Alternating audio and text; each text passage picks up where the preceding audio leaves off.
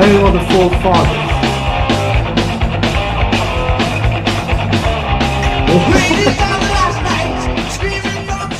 Before all of the Ragnärok, the Odyssey, the VOD, the fucking Metalmorphosis, they were before all of those bands.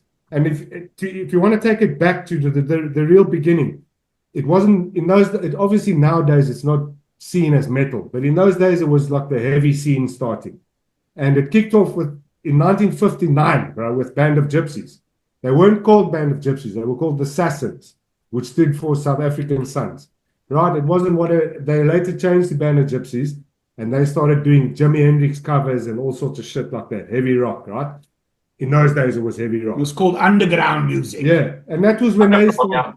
And besides them, there was a band called Suck, who only lasted 8 months, but they were from 1970 to 1971. And they were one of the first bands to actually cover Black Sabbath. And if you look at their record, which is called Time to Suck, there's a War Pigs cover on there. One of the first documented covers of War Pigs, actually. Yeah. There were bands like that. Band of Gypsies, Suck. There was the Radio Rats that we spoke about earlier. And then it started progressing on to more heavy stuff. There were bands in South Africa like Stretch. There was Larry Amos. There was a band called Syrinx, which were a little bit punkish. But there's a band called The Bad. I think I'll just mention that maybe. But there were all of those kind of bands. They were like kind of hard rockish, heavy rock kind of bands.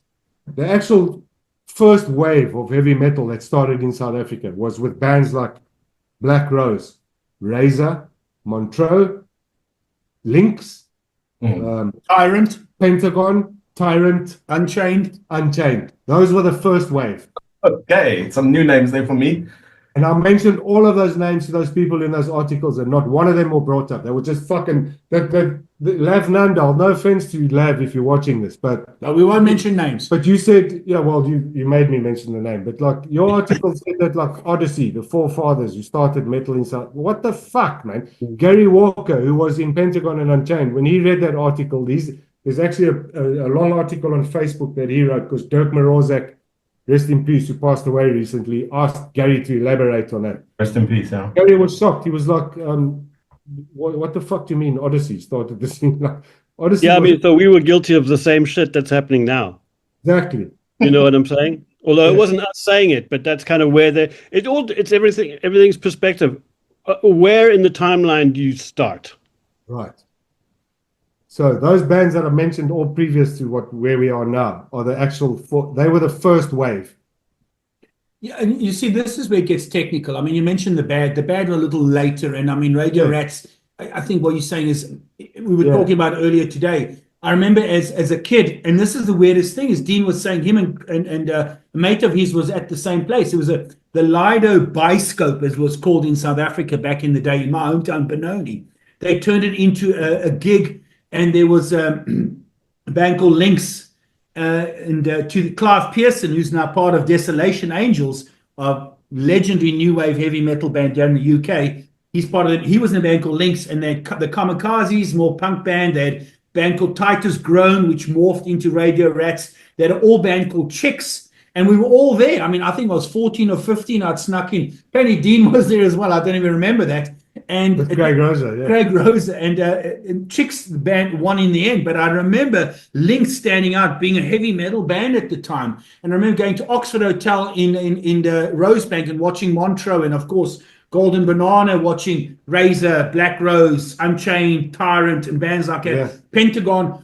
And then of course out of Pretoria we had Osiris, which in our view we're talking today was the first thrash band in South Africa, as far as we know, which had Conrad Nell on vocals, which morphed into Aragorn. Aragorn then morphed into Stryder. I mean, none of that gets mentioned in those books. No. It's nothing. Those were the pioneers way back in the day. Yeah, Aragorn. I mean, sorry, not Aragorn. Osiris. They were probably the first band to start playing like thrash metal. Like they did covers of Metal Church, and they even did some Metallica covers, and that was back in like 87-ish already. Wow. And as Gary Walker from Unchained and Pentagon, I'm not Unchained, from Pentagon, and he mentioned those first wave of bands passed the torch on. And then you got like Ragnärok, Odyssey, VOD, also in the beginning. VOD, I can't not mention them because they were in Cape Town. But VOD, best heavy metal band in South Africa ever, has been to this day and will be in the future. Just want to put my stake in the ground there. But so that's kind of where the second wave started coming in with all of the we were in, and after the first wave of the Golden Banana, like the Irish Club and the Rock Attic and the Chamber and all of those places, you know. But I do think going back to Dean's point, if we don't mind, is we have to just rewind the clock. I mean, as kids, I mean, going to watch the likes of Black Rose, which was the first heavy metal band in South Africa ever to bring out an album. And sadly, I mean, that's just the sign of the times, the production was not quite on par because they sounded watered down, a pop band, but what a brilliant bunch of musicians. I mean, the songs on there are absolutely class. Watching them live, we were as kids totally inspired. I mean, and watching, of course, Unchained and Tyrant. We have them to thank for all of us. I mean, Chris Gaskell with his headband on. I mean, bass player from fucking hell. I mean, we were like all absolutely in awe. And of course, we're talking about Osiris, and then the Pretoria Osiris coming to Golden Banana with Conrad was one of the first guys. Conrad now lives in Calgary in Canada. Was one of the first to wear the big studded thing, like, you know, the Man of War vibe, that be sort of to transcend from the glam look to be wearing the spikes on the arm, and then the priest vibe, and then he morphed into Aragorn, and then they did a song I'll never forget. I still got it on that, something called Unkululeko, like a Zulu, I think, a Zulu Xhosa song. I mean, and a young kid by the name of John Buckley on guitar, bless his soul, he's a big Judas Priest fan, he's dead now today. In my opinion, one of the greatest guitarists in South Africa ever. Or young John Buckley on guitar, and a dude by the name of Sailor, George on bass, and they morphed into Stryder. And that was such a foundation for us all. I mean, to get into the heavy stuff we played. That whole history before 1987 or early 1988 is kind of out of my radar. I don't even know what was happening in South Africa because I was dealing with the metal bands here in Belgium. So I can't say anything about those bands that happened before, like that time when I met Dean and Dirk at Club Image and saw that there was actually a little scene in Joburg. You know, there was a little scene in Joburg, and I heard about the Irish Club, and you know, I threatened to go there one day, and I went there one day, and it was just a bar with a bunch of drunk headbangers and a shit PA, if there was even a PA, and these noise bands like what was I think the first PA we had there was like hi-fi speakers. yeah, totally. What was Aldo's brother, the Brothers band? The Brothers. Which Brothers? Yeah, you played with Stone Wizard. Tulsa and Stone Wizard. Stone Wizard. I don't know why I forgot about that. Name I haven't heard for years. Also, who later played for us in Brothering, the drummer. He was like drumming at the age of 14 then, when we were all Another one died too young. We had to sneak him into the clubs because he was underage, obviously, and like it was just Stone Wizard. I mean, they didn't make a big impact because they were too stoned. They weren't very good. Let's be honest, they weren't very good. No. They weren't very good. Was it Lance? Somebody else. Lance was in Stone Wizard, Eden, and Tulsa. Eden, that's right. Eden. Cardi, I mean. So, but that was kind of the tail end of the Irish Club, because then everything kind of moved down to the Golden Banana because they closed the Irish Club down. So I kind of caught the tail end of the Irish Club. And that when the Irish Club was tail ending there in the Golden Banana, that was the second wave of Golden Banana. Yeah. That was like the second time it sort of resurfaced because all those other bands, Pentagon, Unchained, all of it, that was Golden Banana before the Irish Club even. But this is something amazing is coming across to me now. Is like Brin said now. For me, I mean, me joining, I'm quite a bit younger.